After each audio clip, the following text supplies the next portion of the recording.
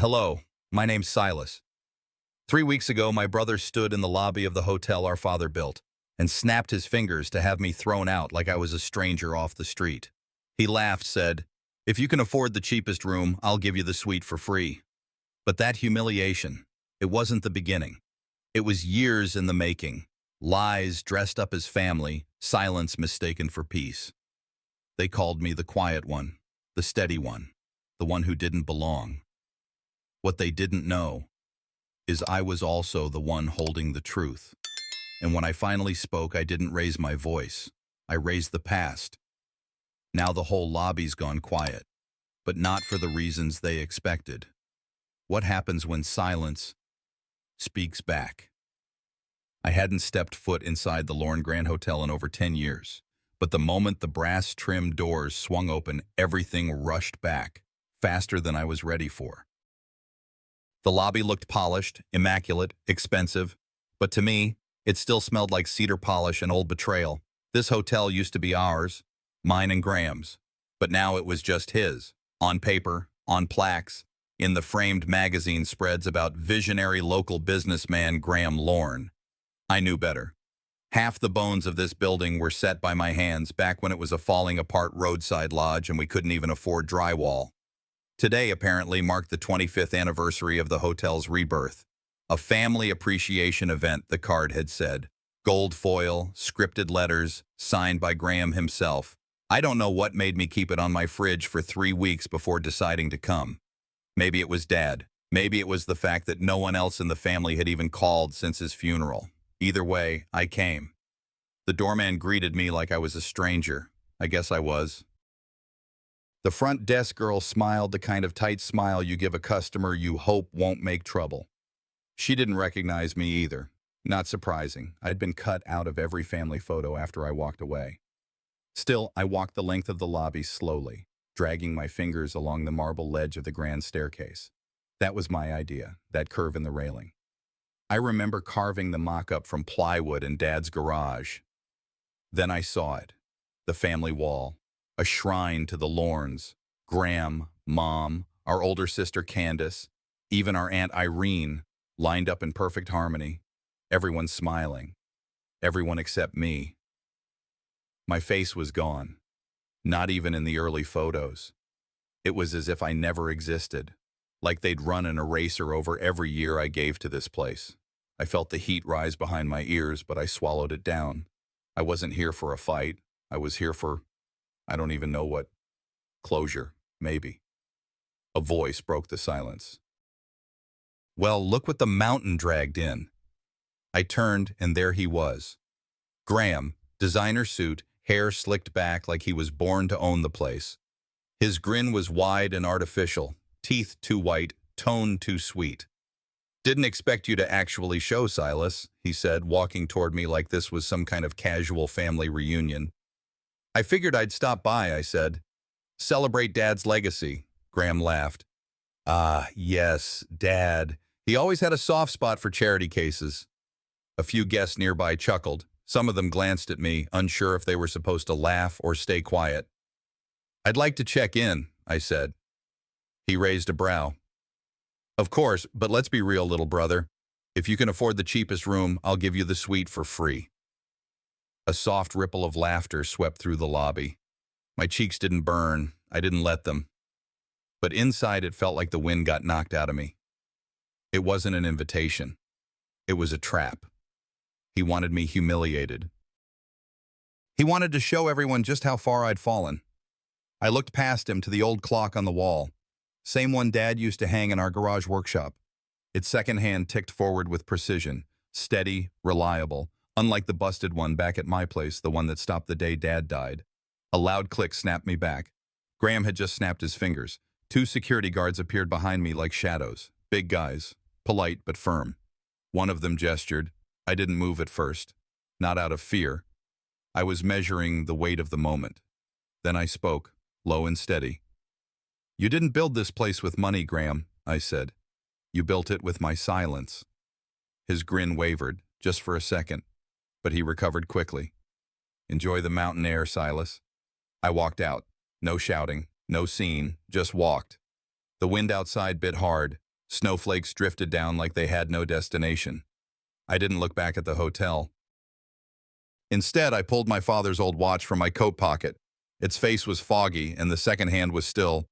Hadn't worked since the funeral. I stared at it for a long time before muttering, maybe it stopped for a reason. Then I turned toward the mountain road. Home, or whatever was left of it. That night I almost threw the watch away, but something stopped me.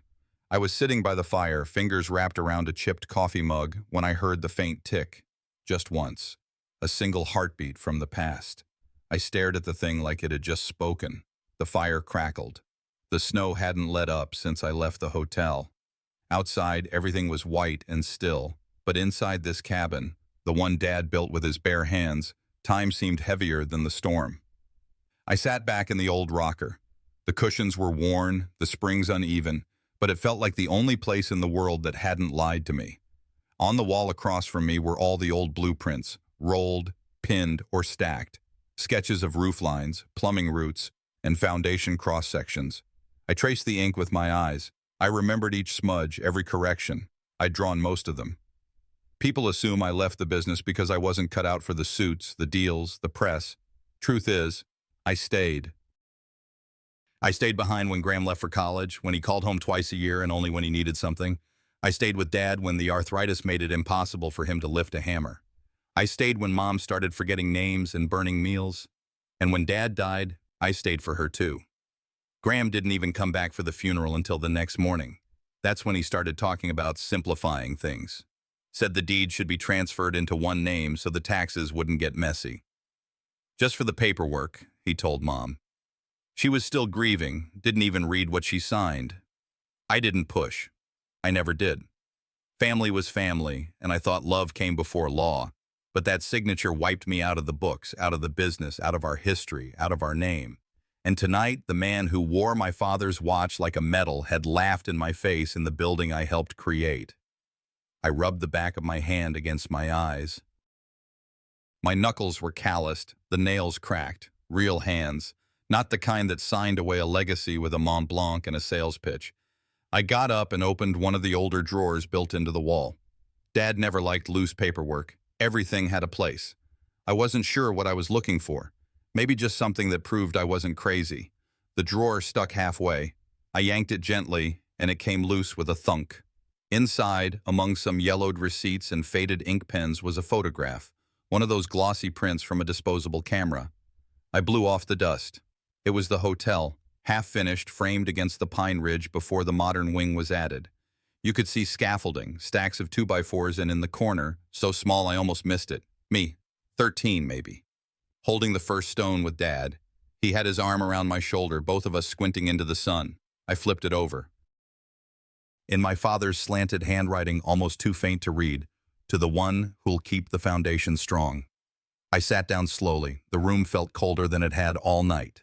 That message, he wasn't talking about concrete. He wasn't talking about Graham. He was talking about me. I must have sat there for hours, staring into the flames, feeling everything shift, not in a burst, but like slow tectonic movement under the skin. I'd blamed myself for years, for being the one who didn't chase glory, who stayed small town, who chose duty over ambition. But maybe that wasn't weakness. Maybe I was just playing a different game altogether. I finally set the picture down, careful like it might break. Then I fell asleep right there, the fire low, the silence thick. I don't know when the dream started, but I remember every detail. Dad was sitting in the rocker across from me, elbows on his knees, that old red thermos in hand. The firelight danced across his face. He looked older than I remembered, worn down, real. "Brick by brick, son," he said, not looking at me. "That's how you build a life. That's how you protect it." I tried to speak, but my voice wouldn't come. "Never let anyone take your work and call it theirs," he added. And then the watch ticked again. One clean, solitary tick. I jolted awake, chest tight. The room was still dark, the fire now glowing embers. The watch lay in my lap. Still again, but I knew what I heard. I picked it up, held it to my ear, waited. Nothing. And yet everything had changed. For the first time in years, I didn't feel hollow. I felt something else rising. something sharper than grief, stronger than pride.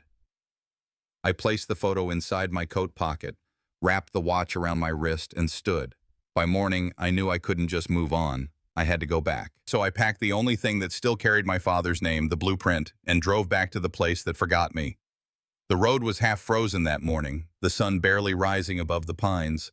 I passed through the edge of town without stopping. I didn't want coffee or breakfast or small talk. I wanted answers. When the hotel came into view, it looked even bigger than I remembered. Maybe it wasn't. Maybe I just spent too many years shrinking myself around it. This time I didn't go in through the main lobby. I parked around the back, behind the loading dock where we used to haul in drywall and bags of cement. The alley smelled like grease and melted snow, same as it did 20 years ago. I knew that service entrance better than the front door. Inside, the place buzzed. Staff in pressed uniforms moved around like clockwork. No one noticed me. Maybe that's what years of being invisible does. It teaches you how to disappear without trying. I moved along the side corridors toward the center of the building. I passed banquet rooms named after cities Graham had never been to, paintings picked by decorators he probably never met.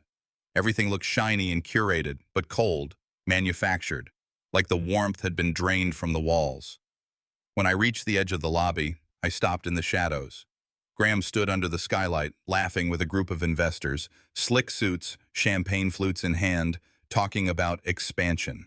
The man could sell water to a drowning man. And there, beside him, was Mom. She looked smaller than I remembered. Pale scarf tucked around her neck, eyes dim but still kind. She smiled as Graham introduced her like some matriarchal mascot, as if the family fracture had never happened, as if her eldest son hadn't been cut from the picture. I couldn't tell if she saw me. I don't think she did. Then I noticed the wall. It had taken the place of the old fireplace. A new installation. Sleek wood panels, spotlighted frames, photos of donors, construction crews, key staff. They called it the Wall of Legacy. I stepped closer. One by one, I scanned the rows. Faces I knew, faces I didn't.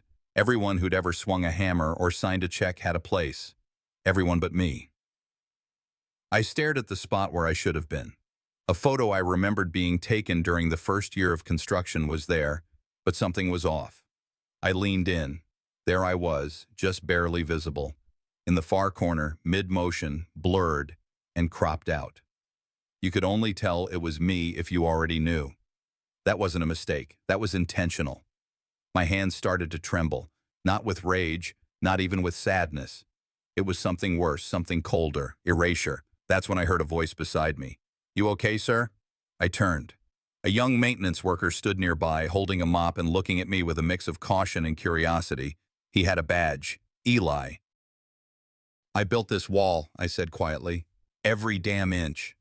He looked at me like I'd spoken another language, then glanced at the photo. "That you?" he asked. "Used to be." He frowned, then stepped closer. His eyes scanned the image again, then my face. He saw it, the truth, right there in plain sight. He didn't say much, but his silence told me enough. I nodded once and stepped back. The hallway felt like it was closing in. Then I heard the voice I'd hoped not to. "Well, well, if it isn't the ghost of drywall past." I turned.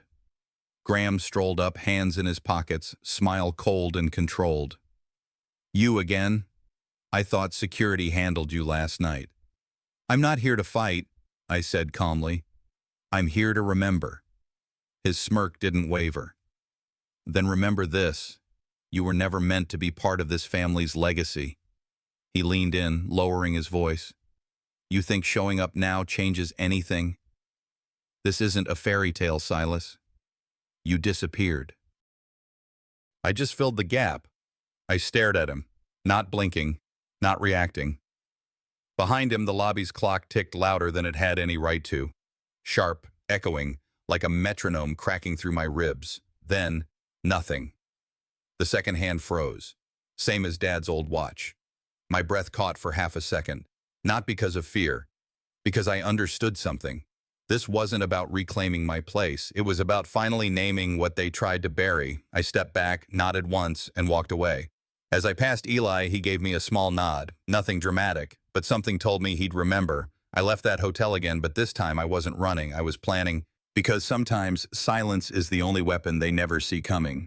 I parked at the edge of town just high enough on the ridge to see the glow of the Lorne Grand shimmer beneath the valley fog. The sky was ink black and the frost on my windshield had started to crystallize again. I'd been sitting in the truck for over an hour, engine off, no music, no heat, just me and the hum of everything I hadn't said for 20 years. Mom used to say, "Be the steady one, Silas. Keep the peace."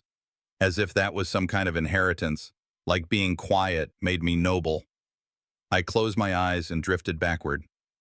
It was the night of Dad's funeral, rain hitting the roof like it was trying to punch through. I was 27. Graham had already flown in from Boston, all pressed suits and handshakes. I'd been at Dad's bedside for his last breath, and Graham barely made it in time for the burial. That night I found Mom alone in the kitchen, hands shaking, her face buried in a dish towel. I asked her if she was okay, and she just nodded and said, "Don't make things harder for him, Silas. He's grieving too." I remember standing there, stunned. He's grieving. I was the one who fed Dad when he couldn't hold a spoon. I was the one who held his hand when the morphine wore off. But even in that moment, she looked at me like I was the one expected to be strong. She reached for my arm and whispered, "You're the steady one, Silas. Keep the peace." So I did. And now, that silence felt like concrete around my chest. My phone buzzed against the seat beside me. I didn't recognize the number, but I answered. "Mr. Silas," a voice whispered. "It's Eli, from the hotel." I sat up straight. "Yeah?" He spoke quickly, like he was afraid someone might overhear. "I found something behind the old shelving in the maintenance storage. An old ledger. It's got your name on it. A lot."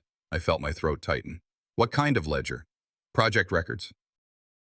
Budgets, materials, signatures, your signature. Dozens of them. From when the hotel was first going up." I gripped the steering wheel, trying to process what I was hearing. "You're not supposed to be in there, are you?" I asked. He hesitated. "Probably not, but I thought you should see it." I sat in silence for a beat, then exhaled hard. "You have no idea what this means." He didn't say much else, just gave me a time and said he'd leave it wrapped up behind the second generator.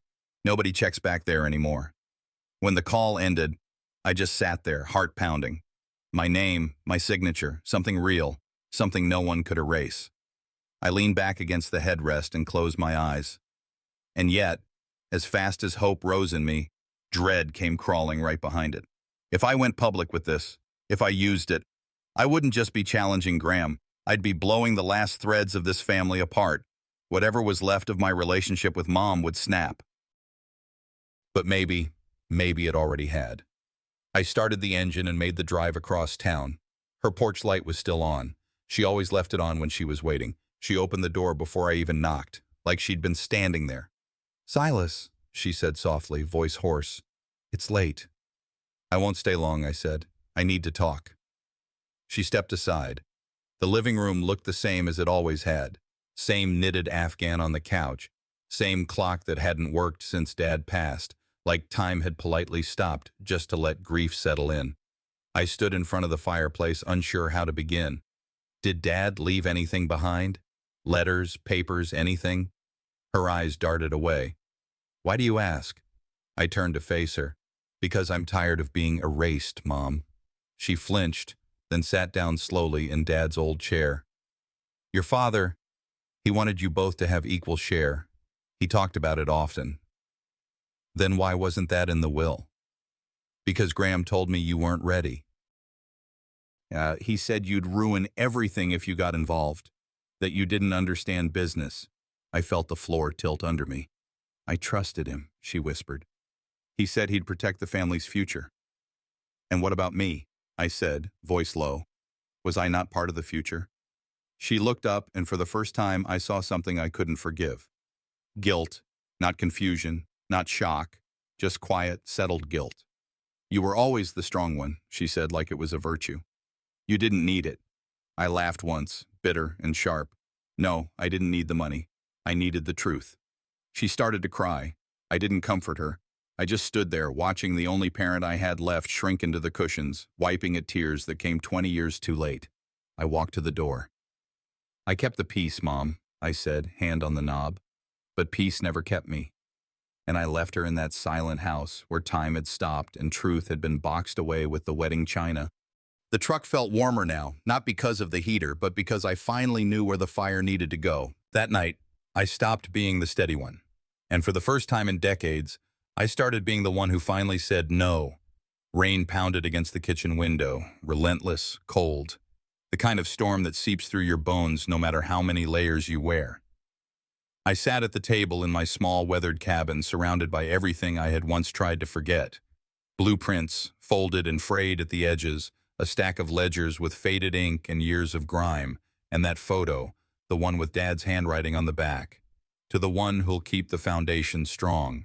It was written for me, but that foundation had cracked the moment I let silence replace my voice. Lightning cut through the sky and briefly lit the room. The papers flared white, like ghosts rising off the table. Then came the thunder, low, shaking the walls. It was like the storm outside was mirroring the one brewing in me. I stared at the fireplace, wondering if I should burn it all. The truth. The pain. The evidence. All of it. Part of me thought it'd be easier. Let Graham win. Let Mom stay wrapped in her illusions. Keep the past buried, the way they always wanted it. But every time the lightning struck, those blueprints glared back at me, defiant. I stood up, went to the kitchen, poured myself a mug of black coffee I didn't even want, and came back to the table. I was about to sit when my phone buzzed. A voicemail. Unknown number. But I knew exactly who it was. I pressed play. Graham's voice slid through the speaker, lazy and laced with venom. "Stop sniffing around old ghosts, little brother. You wouldn't like what you find." A low chuckle followed. Calm, confident, cruel. I didn't move, just stared at the phone. Then I hit replay and listened again and again. The third time, something changed. I stopped hearing it as a threat. I started hearing it for what it was. Fear. He was nervous. He didn't think I'd dig. He thought I'd stay the way I always had, quiet, compliant, out of the way. That voicemail wasn't power. It was panic wrapped in bravado. And men like Graham, when they panic, they make mistakes. I grabbed the photo with Dad's handwriting and placed it right beside the phone. The storm cracked again outside, louder this time, as if answering something I hadn't dared ask yet. By midnight, I had the fireplace going. I needed more than heat. I needed clarity. That's when the text came in. Eli. It was a photo. Blurry at first, then clearer when I tapped to enlarge. A receipt, transfer of funds, dated 2 months after Dad's death. The account, still under Dad's name. I felt the blood drain from my face. My fingers went cold even in front of the fire. Forgery. Not just a lie, a crime. This wasn't just about erasing me from the family album. This was rewriting the entire legacy, paper by paper, dollar by dollar. My hands trembled. Not from rage. From the weight of realization. He didn't cut me out because I was weak. He cut me out because I was right, because I'd been there, because I'd built it, because I was the one who could have stopped him if I hadn't been so damn loyal. And now, finally, the truth was sitting in my lap like a living thing. I whispered into the quiet room, not even sure who I was speaking to. Maybe to the walls. Maybe to Dad. "You stole from him, Graham. You stole from all of us." Then, like something out of a dream, the old watch on the mantel, Dad's, ticked. Once, then again. A sound I hadn't heard in years. It didn't last long. Just 2 clicks. But they were enough. Enough to tell me I wasn't crazy. That time hadn't stopped. It had been waiting. I picked up the ledger Eli gave me, turned to the first page, and saw my own signature staring back. Clear, steady, unmistakable. I sat down again, pulled the receipts toward me, and started organizing them by date, by handwriting, by discrepancies. My movements were calm, focused, not angry anymore, not broken, determined. Out the window, the storm began to ease. The rain slowed to a whisper, thunder rolled further away, and inside me, something settled into place. The steady one was gone. Now, I was the storm. The moment that the watch started ticking, I knew it was time to go back, and this time I wasn't bringing peace, I was bringing proof. The next morning, I dressed with purpose. Pressed shirt, clean jeans, boots wiped of dirt. Not polished, but presentable. like the kind of man who doesn't shout to be heard but speaks when it matters. The old leather briefcase, my father's, was packed and heavy in my hand. Inside it, the truth. The clouds hadn't fully cleared from the storm last night. The air smelled like wet pine and something else, anticipation. I parked just down the slope from the hotel and sat there a moment watching the building rise out of the valley like it belonged to someone else. For a long time, I believed it did. The doorman, same one from 2 nights ago, stood tall near the revolving door, adjusting his gloves. He caught sight of me as I approached. This time, no smirk, no confusion, just a slow, respectful nod. Maybe he didn't recognize me completely, but he recognized the weight I carried. Inside, the lobby was dressed in banners and fresh flowers. Gold lettering across the backdrop on stage read, 25 years of visionary leadership. Graham was mid-speech, suited up like a senator and smoother than oil. Legacy, he said, voice warm and rehearsed, isn't just about buildings. It's about values, about family. I stood near the back wall between 2 columns. No spotlight, just a silent witness. Mom was seated in the front row, hands clasped in her lap. Her dress was elegant, her hair neatly pinned, but her eyes, they never settled. She kept glancing side to side like she could feel something coming. I didn't rush. I waited. Graham's voice flowed on. This hotel stands today because of vision, commitment, and unity. When the applause started, I moved step by step down the center aisle. I didn't raise my voice, didn't hold the briefcase like a weapon. Just walked to the stage as calmly as if I'd been invited. Security shifted, but the same guard who once walked me out didn't move this time. His eyes followed me with something close to recognition. Graham turned when I reached the steps. His face twitched just enough to betray him. I didn't look at him. I looked at the audience. "I won't take much of your time," I said into the mic. "Just long enough to correct the record." A hush fell. Some leaned in, others froze, coffee cups halfway to their lips. I set the briefcase down gently and unlatched the buckles, pulled out the blueprints first, unfolded them slow and wide so the signatures were visible. "My father's handwriting always leaned to the right," I said. "Just like mine. Funny thing about forgeries. They never lean the same way." Murmurs. Phones rose into the air. Photos snapped. Graham chuckled, but it was tight. Measured. Behind his teeth, something was cracking. I continued.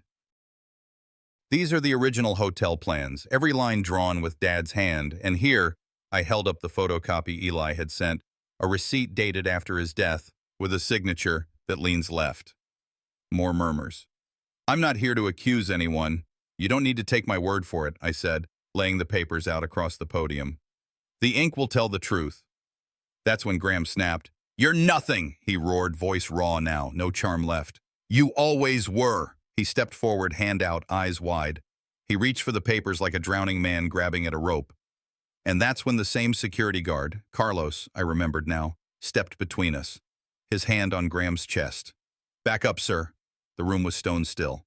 Graham's breath came in sharp bursts. His face was flushed. He looked around at the guests, the board members, the investors, at Mom, and then at me. I didn't flinch. "You taught me silence, brother," I said, my voice calm as ever. "Today it's yours." He stared like he might lunge again, but then his shoulders sagged. His mouth moved, but no words came. The same silence that once humiliated me now hovered over him, and this time it protected me. Mom was crying, quiet tears, not from shame, I think, from something older, maybe guilt, maybe pride, maybe both. I looked around that lobby one last time. The marble floor, the photos, the clock that had mocked me 2 nights ago. It all felt different now. It felt like mine again. But Graham wasn't finished yet, and neither was I. Because power never leaves quietly. It always fights back before it falls. The morning after the confrontation, the hotel lobby was a different animal. Not louder, just charged. Tense. Like a room that had just held its breath and wasn't sure if it should exhale. I walked through the doors again, not with the fire of revenge, but the weight of clarity. A few staff looked away, pretending to be busy behind desks or dusting already clean tables. But a handful of them, people I'd seen sweeping floors or refilling water pitchers, nodded as I passed. Not out of fear, out of respect. The whispers followed me like shadows. I made my way to the lounge. The meeting wasn't scheduled for another hour, but I arrived early. Sat near the window with a black coffee, no cream. The seat was still damp from a rushed cleaning job. The smell of disinfectant lingered over the scent of roasted beans.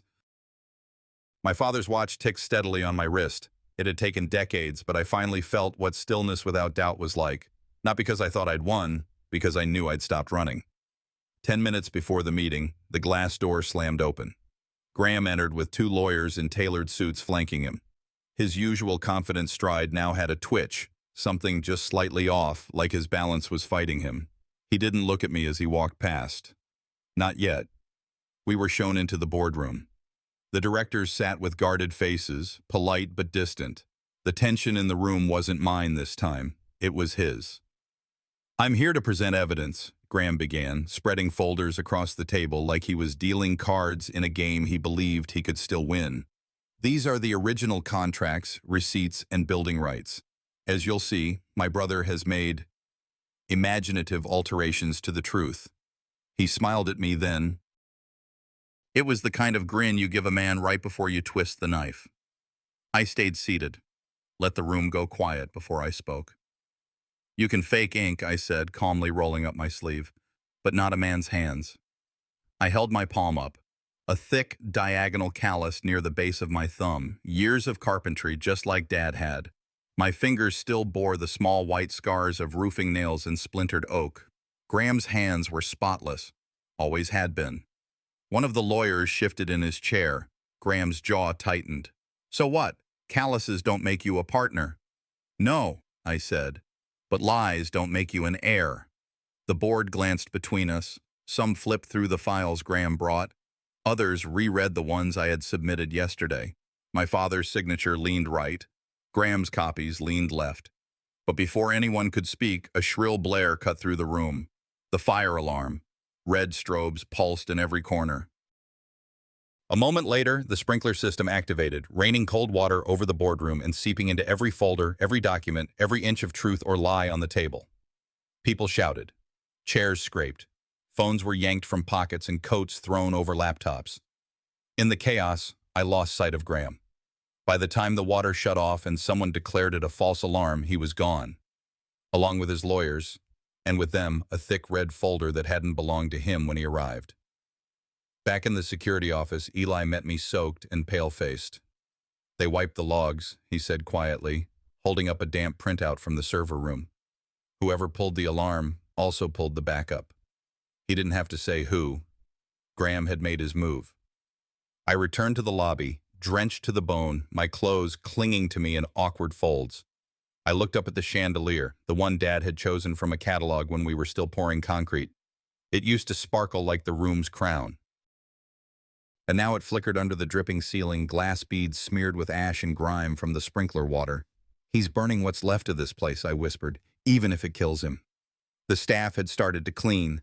Towels, mops, buckets, and still, they cast glances my way, not with pity, but questions. Not long ago, I would have walked out again, carrying my silence like armor. But not this time. Because now, this wasn't just about reclaiming what was mine, it was about stopping him from destroying the one thing that still carried my father's name. And Graham? He wasn't just running anymore. He was cornered, and I wasn't chasing him anymore. I was closing the last door behind him. And what I found there didn't just prove what he'd done, it changed everything I thought I knew about why he did it. I pulled off the road just as the sky started dimming. The trees around Dad's old workshop stood taller than I remembered, like silent witnesses. The gravel crunched beneath my boots as I stepped out of the truck, the air thick with the smell of rain-soaked pine and something else, something older. The key was still under the loose stone by the step. I don't know why I checked there first. Maybe some part of me believed Dad always knew we'd come back. The lock resisted but gave way. When I pushed the door open, it let out a long groan, the kind that didn't just say, "It's been a while." It said, "Are you sure you want to remember?" Dust danced through the single flickering bulb. The workbench was just as he'd left it, tools lined up like soldiers, a stained coffee mug with "Best Dad" nearly faded off, and right above it all, the old clock. 9:47. The same time the watch at the hotel had frozen. The same moment something in this family stopped ticking right. I took off my jacket and started digging. The shelves along the wall were packed with old cardboard boxes, some caved in under their own age. Most were labeled in Dad's handwriting.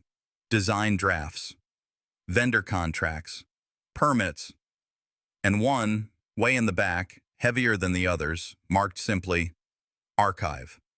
I pulled it down, coughing as the dust bloomed up around me. Inside were rolled blueprints, envelopes, and thick manila folders. Some of it I recognized. Drafts I helped measure back in college, napkin sketches from nights Dad couldn't sleep. Then I found the letters. Most were to city inspectors or bank officers, but one had my name and Graham's both. No envelope. Just folded paper, stained at the crease. Silas may lack polish, but he has heart. He understands people. You, Graham, understand numbers. Together, you're the legacy. I read the words again, slower this time. My chest felt tight.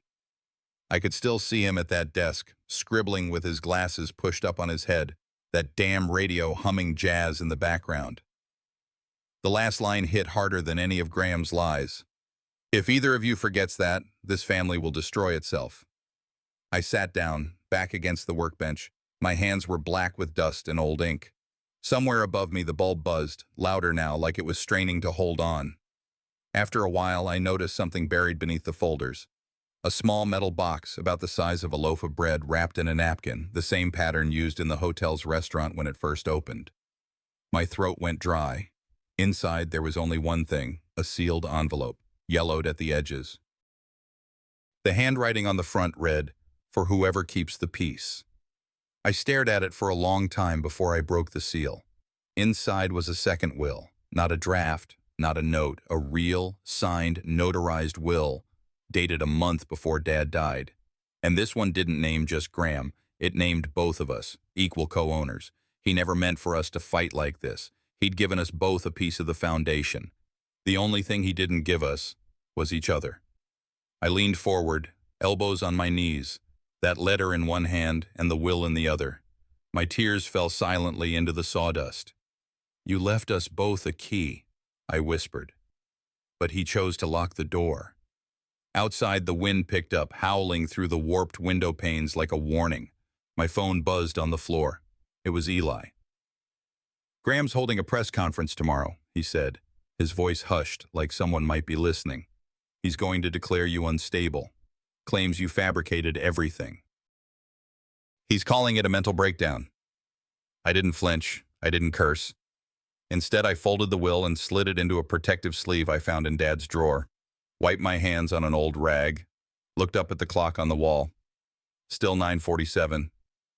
"Dad," I murmured, standing to my feet, "if you ever wanted me to speak, it'll be now." And then, as if the room held its breath and finally let it go, the second hand ticked. Just once, but it was enough. I stood there in that workshop, the will still warm in my hand from where I'd held it too tight, too long. Outside, the wind had died down, but inside me it was just beginning to stir. And when I took out that envelope, I knew this was the last thing my father ever built. Not the walls of the hotel, not the business, but a bridge. One final shot at redemption, for us both. By the time I reached the hotel again, the snow had started falling in soft, steady waves. It melted the second it touched the ground, but it gave the air a strange hush, like the world was holding its breath. The lobby was a circus. Reporters in tailored coats, camera flashes strobing off marble, board members with tight lips and looser nerves, staff buzzing like bees displaced from their hive. At the center of it all was Graham. He stood behind a podium, eyes calm, lips fixed in that politician's smile he always wore when he was selling a lie. Behind him was a massive banner that read, "Heritage, Vision, Truth." If hypocrisy had a font, that was it. I stayed near the back for a moment, letting the crowd take him in. The microphone fed his voice through the room, but it was the same speech I'd heard a dozen times before. Polished, proud, manufactured. "We built this place on family," he said. "My father's vision and my commitment. And let me be clear, our future doesn't belong to ghosts. It belongs to leadership." That was when I stepped forward. No shouting, no big reveal, just footsteps, deliberate, unshaken, like I'd been walking toward this moment my whole life. A ripple went through the room. People turned, some whispered, others stared.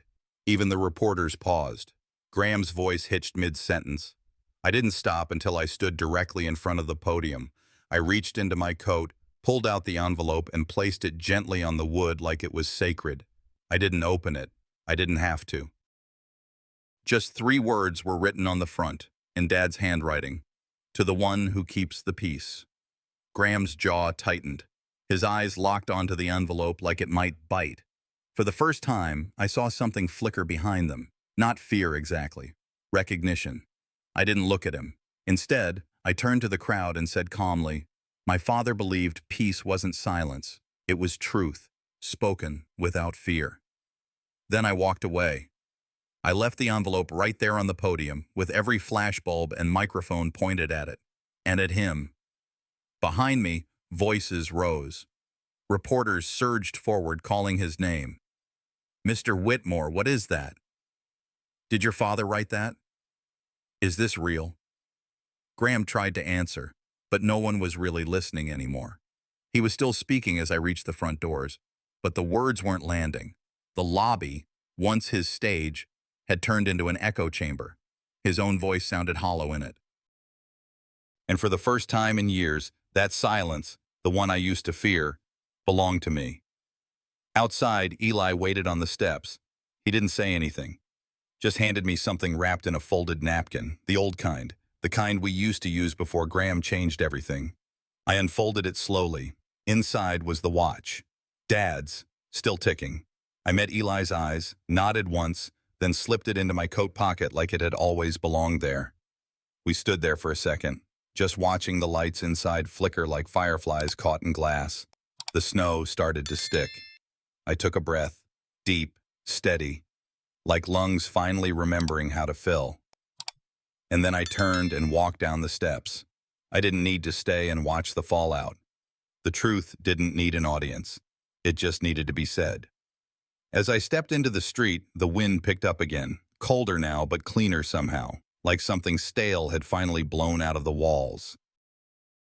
I used to think keeping the peace meant staying quiet, but sometimes peace is the sound of truth, spoken once and never forgotten. I looked back one last time at the hotel, the building we built, the dream we shared, the lie I refused to carry anymore. Now it stood still, echoing with the silence of justice. The watch ticked in my pocket. The snow kept falling, and I walked away, not triumphant, not angry, just free. Sometimes the loudest sound in the world is silence finding its voice.